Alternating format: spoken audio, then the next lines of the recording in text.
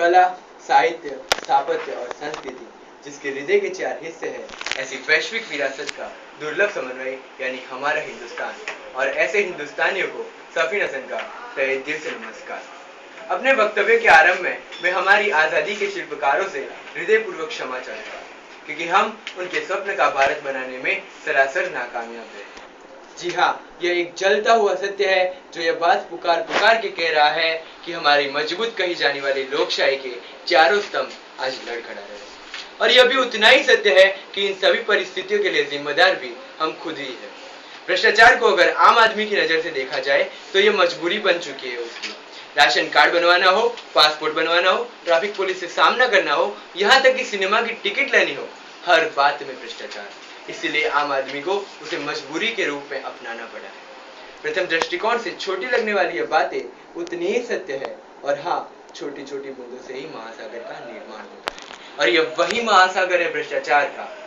हमारे स्वर्गीय प्रधानमंत्री श्री राजीव गांधी ने कहा था कि आम आदमी के लिए दिए जाने वाले 100 पैसों में से 17 पैसे ही उसकी उस तक पहुंचते हैं, बाकी के 83 पैसे भ्रष्टाचार का अजगर निकल जाता है। जी हाँ, समग्र विश्व के समक्ष भारतीय संस्कृति की गरिमा का गुणगान करने वाले हम खुद आज उस भारतीय संस्कृति के उच्चतम आदर्शों को विस्मृत कर चुके हैं। भ्रष्टाचार हमारे समाज की रग रग में व्याप्त हो चुका है, जीवन शिक्षण का एक पाठ बन चुका है। हम केवल राजनीति और उससे संकलित लोगों को ही भ्रष्टाचारी कहते हैं, लेकिन आप और मैं ये अच्छी तरह से जानते हैं कि यह हमारा अपने आप को इस दोषारोपण से बचाने का एक व्यर्थ प्रयास मात्र है। जी हाँ, हम भी उतने ही जिम्मेदार है इस भ्रष्टाचार नाम की समस्या के लिए। हम कुछ बातें जानते नहीं, इसलिए शायद हम भ्रष्टाचार को पोषित करते हैं। जी हाँ, हमारे देश में 40% लोग गरीबी रेखा के नीचे जीते हैं।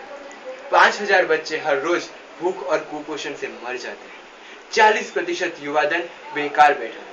अगर वो पैसे जो बड़े कहे जाने वाली लोगों के जेब में और स्विस बैंक में काले धन के रूप में जमा हो रहे हैं, वो इन लोगों के पीछे लगाए जाए तो हिंदुस्तान फिर से सोने की चिड़िया बन जाए। लेकिन आप और मैं यह भी जानते हैं कि ये बात जितनी सुनने में अच्छी लगती है, करने में उतनी ही मुश्किल है, लेकिन नामुमकिन नहीं है।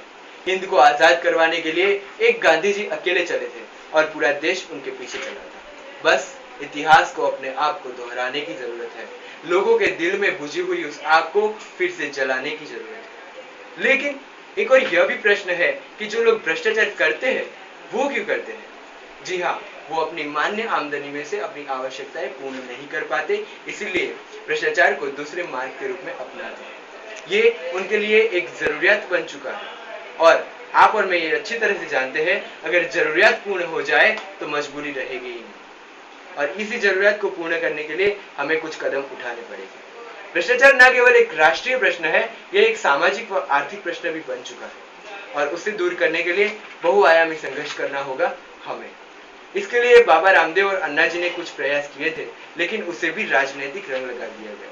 कुछ स्वार्थी और सत्ता के भूखे लोगों ने समग्र विश्व पे शासन की क्षमता रखने वाले हिंदुस्तान को अपाहिज बनाना चाहा। महाभारत की लहराती कसुंबल चुंदड़ी को सत्ता और स्वार्थ की झाड़ियों में फंसाकर बेहाल कर दिया गया। लेकिन हम ये क्यों भूल रहे हैं कि हम वो हिंदुस्तानी हैं जिन्होंने सत्य और अहिंसा के बलबूते पर अंग्रेज सल्तनत को उखाड़ फेंका था।